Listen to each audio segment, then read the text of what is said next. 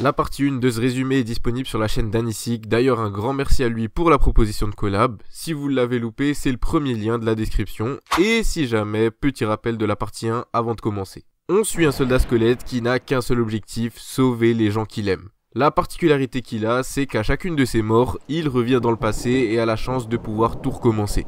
On est actuellement à la fin de sa 5e vie. Notre héros était en train de perdre connaissance. Une nouvelle fois, il savait ce qui l'attendait. Il allait à nouveau revenir au point de départ.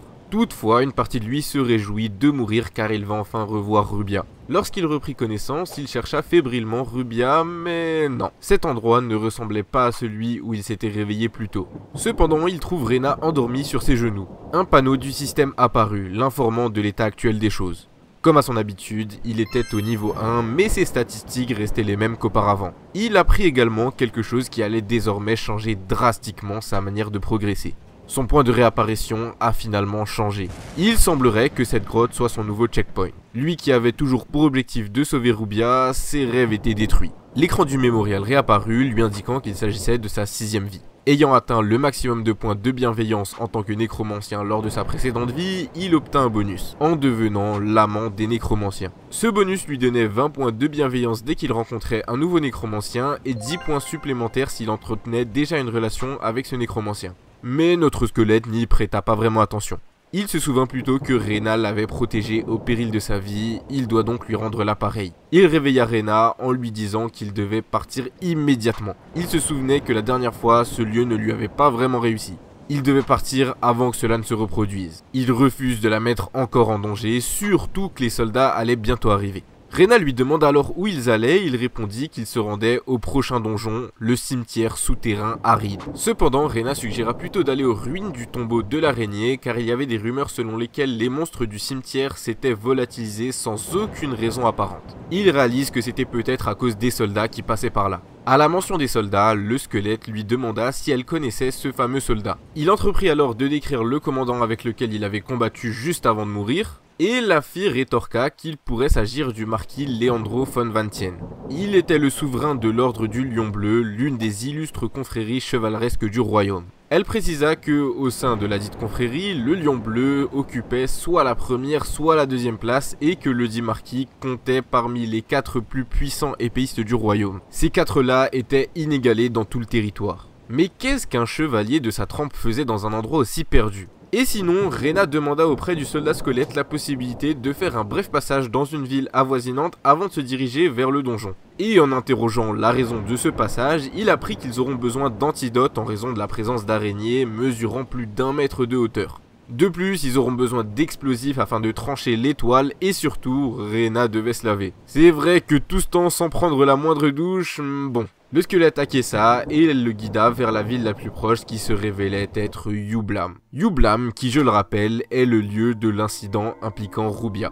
Rena déclara alors vaillamment qu'elle était prête à s'y aventurer seule s'il se sentait mal à l'aise en compagnie des humains, mais se remémorant ce qui s'était produit lors de la dernière occasion où il avait laissé quelqu'un pénétrer seul en ces lieux, le squelette refusa catégoriquement cette proposition et ils prirent ensemble la direction de la ville. Les 2 compagnons furent interpellés à la porte où on leur réclama un droit de passage. Le gardien dévisagea Rena et lui demanda si elle était seule.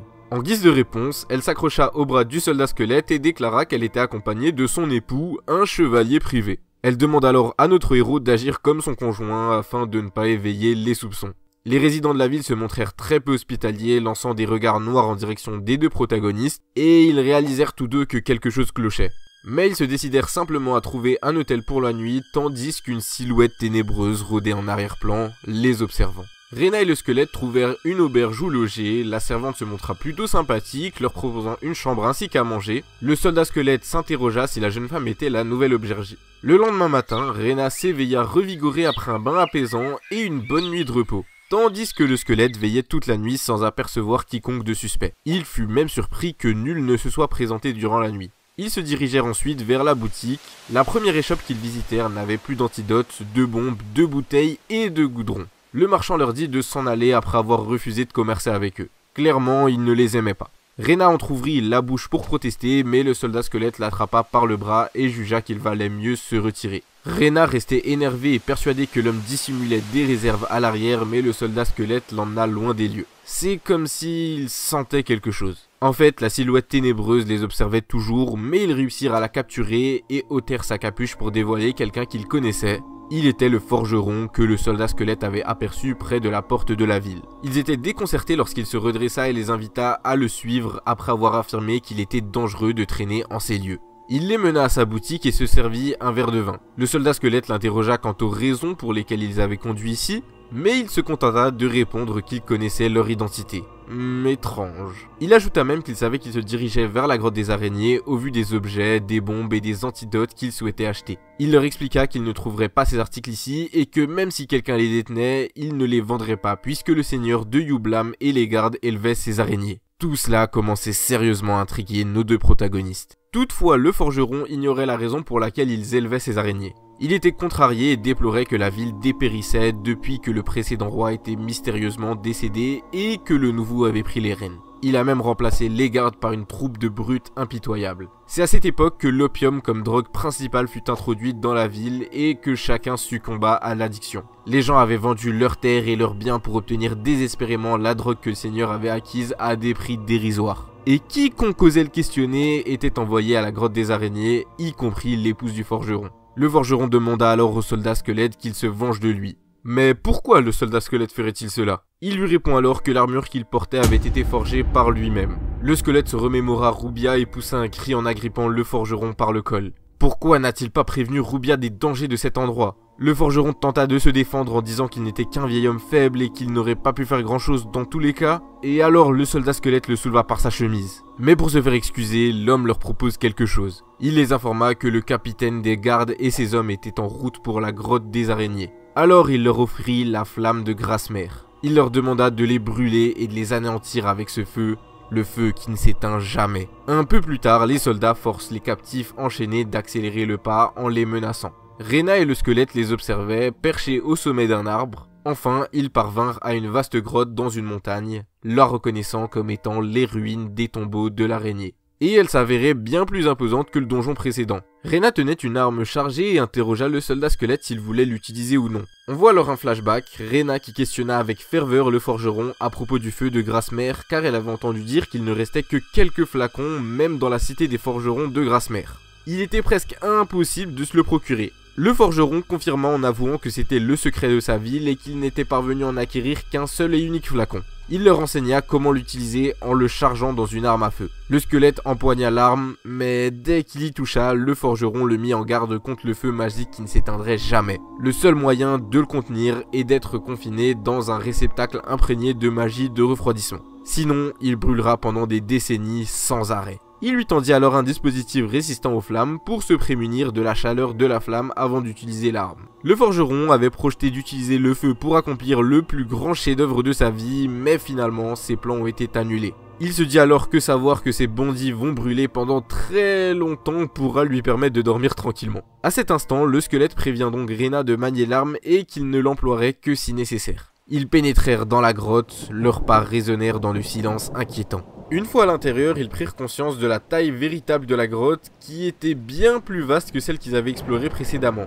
Il y avait toutefois quelque chose d'étrange. Ils venaient de voir un grand groupe y entrer, mais il n'y avait aucun bruit et c'était impossible de suivre les empreintes sur ce type de sol. Alors que notre protagoniste réfléchissait à la stratégie qu'ils allaient mettre en place, Rena l'arrêta et lui demanda quelle était sa relation avec Rubia. Le soldat squelette refusa en disant qu'il n'y avait pas de relation entre eux, sauf un bénéfice mutuel. Rena rétorqua en exprimant que Rubia avait acheté cette armure pour quelqu'un qui lui était cher, cependant il l'interrompit en lui révélant qu'il n'avait pas pu tenir sa promesse, la protéger. Le soldat squelette fit une découverte sur un sentier de la caverne, mais celui-ci semblait être bloqué. Puis, sans trop de raison, Rena l'interpella afin de lui tendre un espèce de pendentif et le squelette lui demanda pourquoi est-ce qu'elle lui donne cela. Elle lui dit alors qu'elle ne lui offrait pas de manière définitive, mais qu'elle souhaitait plutôt qu'il le garde pour elle, car celui-ci avait une grande importance à ses yeux. Pendant ce temps, des araignées s'étaient amassées juste au-dessus de leur tête, tissant leur toile. Au même moment, un objet chuta sur le crâne du soldat squelette, le faisant lever les yeux vers une mygale gigantesque prête à l'attaquer. Il brandit son épée en direction de l'araignée, lui infligeant des dommages, mais il comprit qu'il devait trancher sa toile.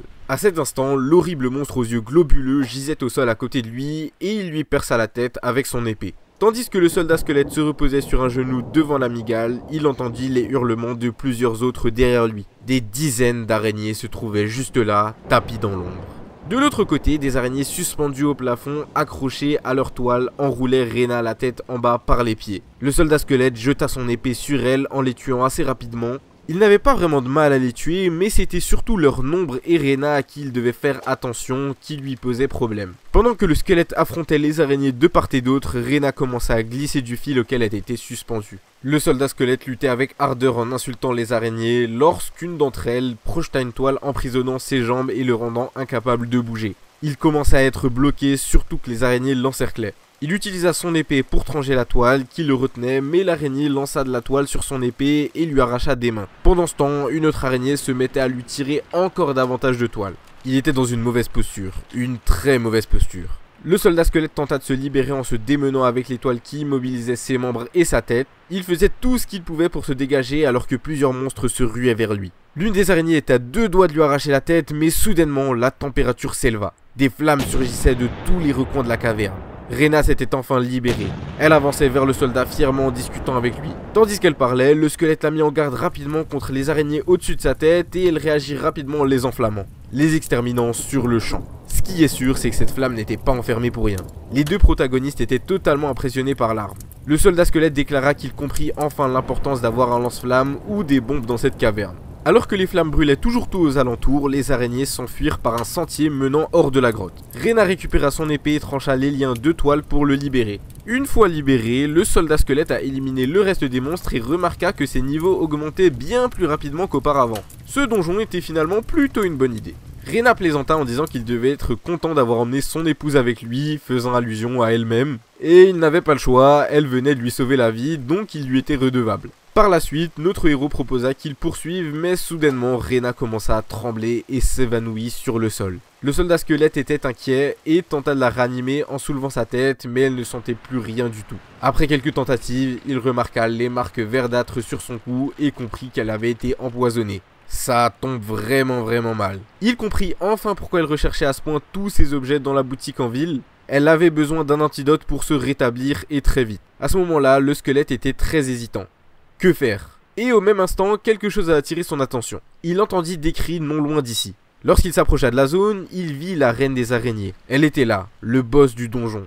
Étrangement, il y avait plein de soldats à ses côtés, mais ils n'avaient pas l'air de se battre. Au bout de quelques instants, notre protagoniste comprit. Le groupe d'individus menaçait de détruire ses œufs si elle ne se retirait pas. Le groupe était dirigé par un jeune homme aux cheveux plaqués en arrière et portant le fameux tatouage de serpent sur son cou. C'était lui, le chef des gardes. Heureusement, il n'avait pas encore repéré le squelette et Rena. Le soldat squelette tomba sur des prisonniers poussés par les gardes à se dépêcher.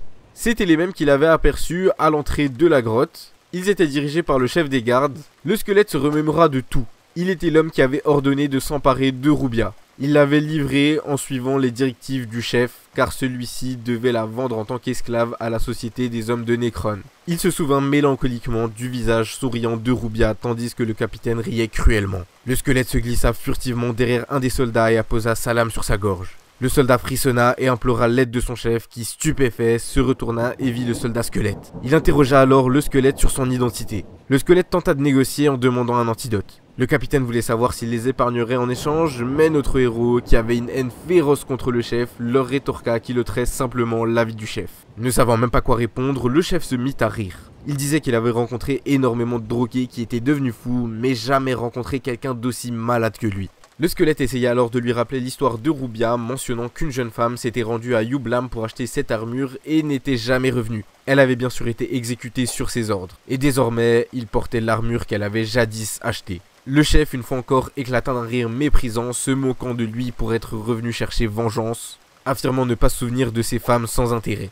Pour lui, ce faible soldat ne présentait même pas la moindre menace. Le capitaine interroge le squelette et lui jette en même temps des œufs de la reine araignée sur son visage. Il savait pertinemment ce qu'il faisait.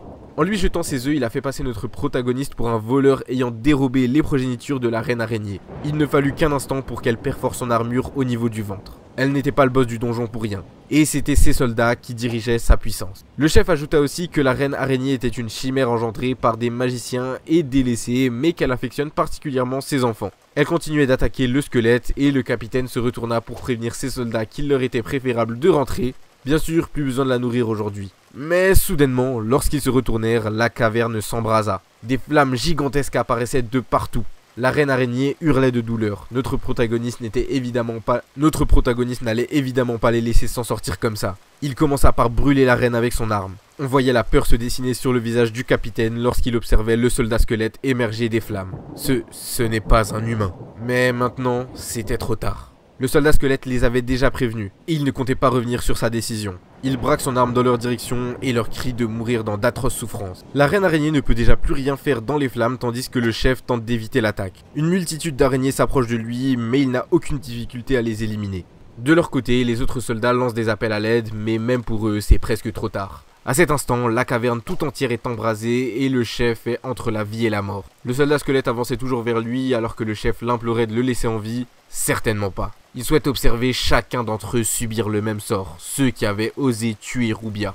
Alors que Rena de son côté reste inconsciente, le soldat squelette remarque que ses os commencent à se liquéfier, que son crâne s'échappe de son corps et que son taux d'assimilation diminue. Il n'a presque plus aucun contrôle sur la situation et se dit qu'il y a quelque chose qui cloche. Comment était-ce possible alors qu'il avait mis sur sa tête le fameux liquide donné par le forgeron pour se protéger? Quelques instants plus tard, le soldat squelette se redressa brusquement et trouva Rena endormie sur ses genoux. Il se demanda s'il était mort une fois de plus et reçut la notification de l'héritage accompli. Il était confus du moment où il était mort car il avait été assez prudent pour se recouvrir d'un produit ininflammable et ne ressentait pas la chaleur. Rena se réveilla et lui dit qu'il partait immédiatement pour Yublam. Il n'avait désormais plus de temps à perdre. À Yublam, ils étaient de retour au moment où Rena essayait de convaincre le marchand de lui vendre des bombes et des bouteilles en verre, mais il les avait chassés en disant qu'ils étaient en rupture de stock. Une fois de plus, il refuse de faire affaire avec eux, donc le soldat squelette le saisit par le bras et les deux partent. Il se souvient de leur rencontre avec le forgeron et l'appréhende cette fois-ci en premier en disant qu'il doit avoir quelque chose à leur dire. Et il dit qu'il serait préférable pour eux de retourner à sa boutique car la ville est dangereuse. Notre protagoniste en avait marre, il voulait accomplir ses objectifs sans plus attendre. De retour à sa boutique, il donne le feu de grasse-mère pour brûler les araignées et les soldats et c'était une découverte totale pour Rena.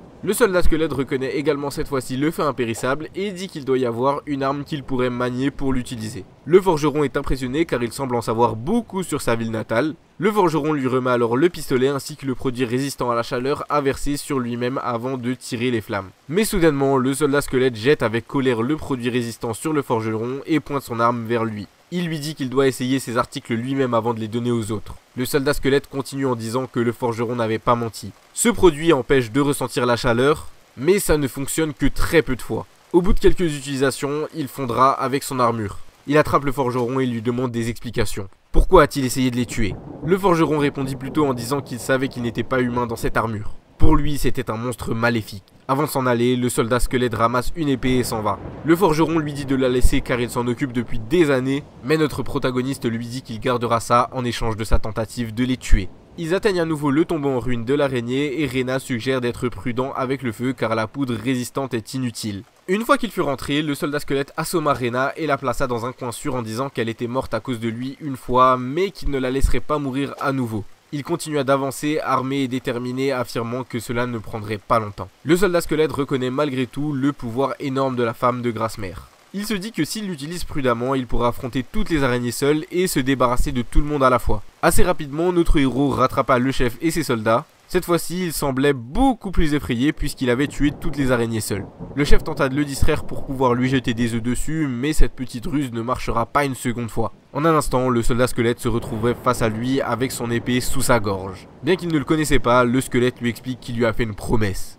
Il lui a promis une mort atroce. Et il compte bien l'honorer. Le groupe entier semblait avoir peur du squelette à ce moment-là, mais le chef ordonna de l'attaquer. Ils coururent vers lui, épée levée, et le squelette dirigea le feu vers eux, les enflammant, mais s'arrêtant après un moment, se rappelant qu'il ne devait pas en abuser ou il fondrait comme la dernière fois.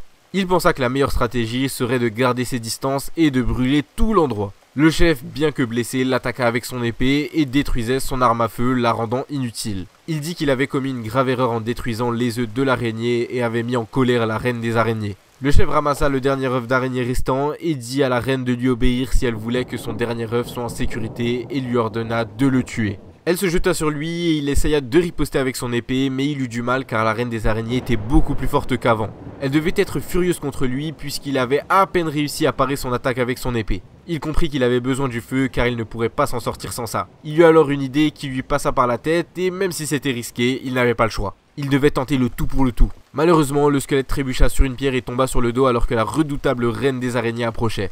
Mais il parvint malgré tout à s'échapper et réussit à mettre en place une stratégie. Le squelette recouvrit son épée de la flamme de grasse-mère, transformant son arme en une épée enflammée avec laquelle il attaqua la reine des araignées.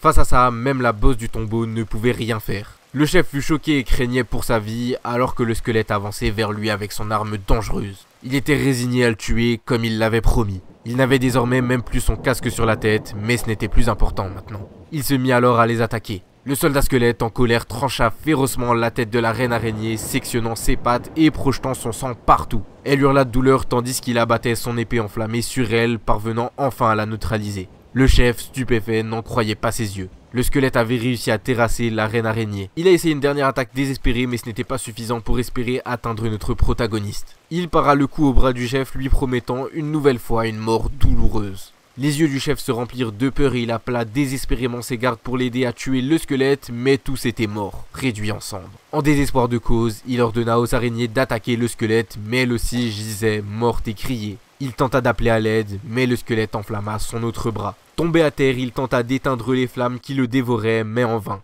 Reculant sous l'effet de la peur, il traita le soldat squelette de monstre. Il continua de reculer, toujours en feu, ignorant qu'il approchait d'une falaise. Le soldat squelette tenta de le prévenir, mais le chef ne l'écouta pas et finit par tomber du bord de la falaise, trouvant ainsi la mort en s'écrasant au sol. Le soldat squelette regardait son corps calciné et insulta ce pitoyable personnage. Tout était enfin terminé. Le squelette décida de se débarrasser de l'épée enflammée car elle était trop dangereuse à garder. Il la jeta dans le précipice et décida de retourner auprès de Rena. Il a eu une dernière frayeur car la reine araignée reprenait conscience et se dirigeait vers lui. Cependant, au lieu de l'attaquer, elle saisit son dernier œuf restant posé à côté de lui. Elle câlina son œuf avec tendresse et le squelette comprit qu'elle voulait simplement protéger ses enfants. Elle s'effondra et mourut après avoir vu son œuf une dernière fois. Le soldat squelette obtint des récompenses pour avoir vaincu la tisseuse de toile. Ses points de soldat augmentèrent de 400%, il reçut une nouvelle quête, l'aventurier limite, ainsi qu'une nouvelle compétence, vitesse, qui augmentait sa vitesse de 300% pendant 5 minutes.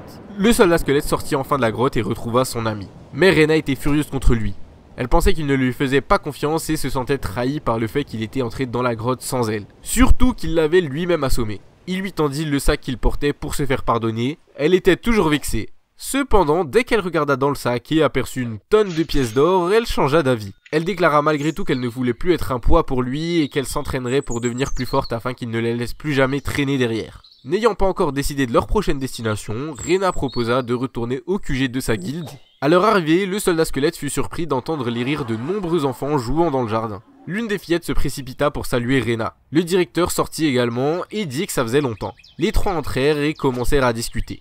Rena faisait les présentations et elle dit qu'elle lui devait beaucoup pour lui avoir sauvé la vie à plusieurs reprises. Le directeur se présenta au soldat squelette comme étant Lime, le dirigeant de l'orphelinat. Mais il a rapidement remarqué que notre héros n'était pas quelqu'un de normal. Il lui proposa de retirer son armure pour se détendre. Évidemment, le squelette refusa. Cependant, le directeur insista en disant qu'il n'avait pas de raison de se cacher derrière son armure.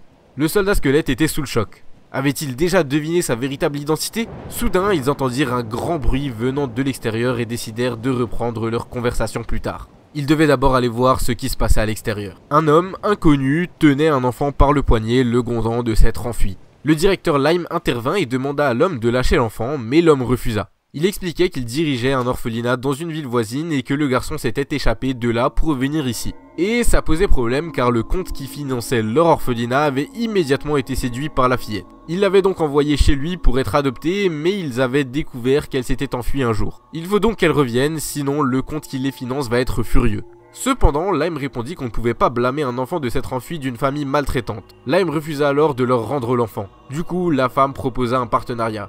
Mais il refusa à nouveau. Il déclara ne pas diriger un orphelinat pour fournir des enfants à des riches malveillants, alors la femme ordonna aux 2 hommes qui l'accompagnaient de le tuer. Le soldat squelette qui était un peu plus loin suggéra à Rena d'aller l'aider, mais Rena assura qu'il se débrouillerait seul et que ce serait certainement ces imbéciles qui attaquaient qui auraient besoin d'aide. Les 2 hommes l'ont attaqué très rapidement et la femme qui était à côté riait. Mais étrangement, il n'avait pas l'air effrayé du tout. Au même moment, il y avait une espèce de boue verte qui coulait en dessous de Lime. En quelques instants, les 2 hommes se sont retrouvés engloutis par cette substance. Les humains sont si purs et adorables en étant enfants. Comment peuvent-ils devenir si laids et stupides en grandissant ? On dirait que Lime renfermait lui aussi un grand secret. On voyait même l'un de ses yeux briller en rouge juste avant d'attaquer la femme qui hurlait de peur. Elle n'eut même pas le temps de s'enfuir qu'elle fut à son tour engloutie sans pouvoir appeler à l'aide. Le soldat squelette était sous le choc. Il demanda des explications à Rena et Lime l'interrompit. Il s'excusa de ne pas l'avoir prévenu plus tôt et se présenta à nouveau. Il est Slime, le manager de la branche Est de la guilde TNT. Et c'est fini pour aujourd'hui, j'espère que la partie 2 vous a autant plu que la première. Encore un grand merci à Anisik pour la collab, évidemment la partie 3 sera sur sa chaîne, et n'hésitez pas non plus à check mes autres vidéos dispo sur ma chaîne, et sur ce, je vous laisse, à bientôt.